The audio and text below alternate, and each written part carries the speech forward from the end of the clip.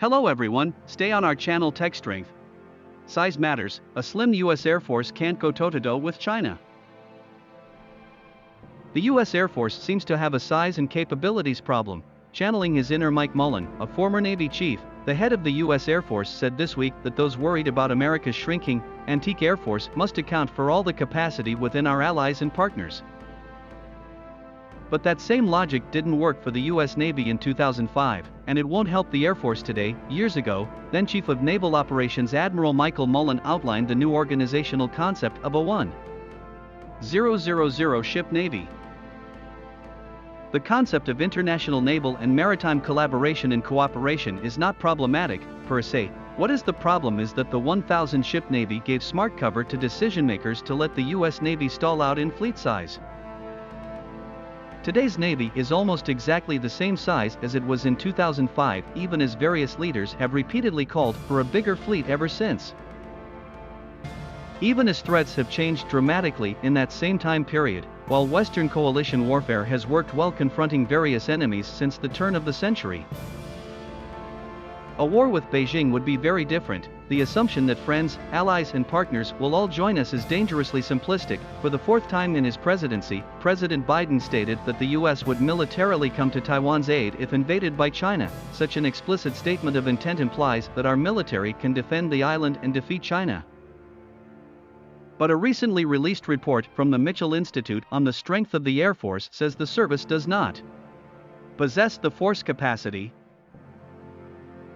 lethality, and survivability needed to fight a major war with China. The report's central finding is consistent with trends seen across the service: consistent prioritization of research and development over procurement, reduced training, undermanned units, and fewer flying hours have left the Air Force in a position where deterrence is eroding. The size and composition of the Air Force today is a result of chronic budget shortfalls and decades of thinking that shedding older systems to buy newer ones will yield platforms that are ever more lethal, transformational, and modern. This divest to invest strategy has been the gospel of the Air Force since the end of the Cold War and into the start of the so-called peace dividend that followed it. The decline in the USAF's fighter aircraft inventory over the past few decades puts the strategy in stark terms.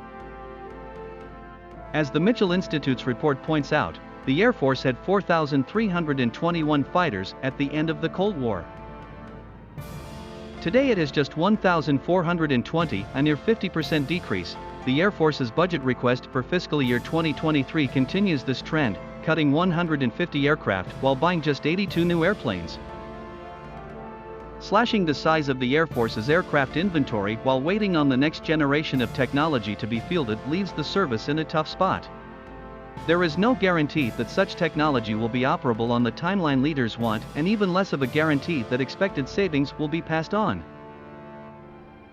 As a result, divest to invest makes the service smaller, older, and less capable to deter and potentially defeat China. Ironically, fewer aircraft means pilots fly less, which leads to reduced readiness. In fiscal year 2021, active duty pilots averaged 10.1 flying hours per month, putting them at 121.2 hours per year. That is about 80 fewer hours than the number of hours the Air Force believes necessary for peak readiness, yet declining readiness of combat fighter forces explicitly raises the risk that an adversary will see an advantage, resulting in a failure of conventional deterrence, Air Combat Command Boss Gen. Mark Kelly said at the AFA conference this week.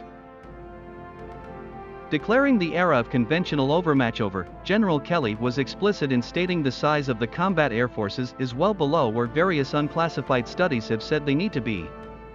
He also noted that the fighter squadron shortages, in particular, are felt mostly in Pacific Air Forces, the pacing threat theater. Relying on capability alone to win the day will only allow the Air Force to get smaller, older, and less ready. And it will invite the very aggression America is seeking to avoid in Asia. Mass and attrition must return as foundational force planning principles for the US military. Capacity is as important as quality, and high readiness. Size matters. Just ask Ukraine.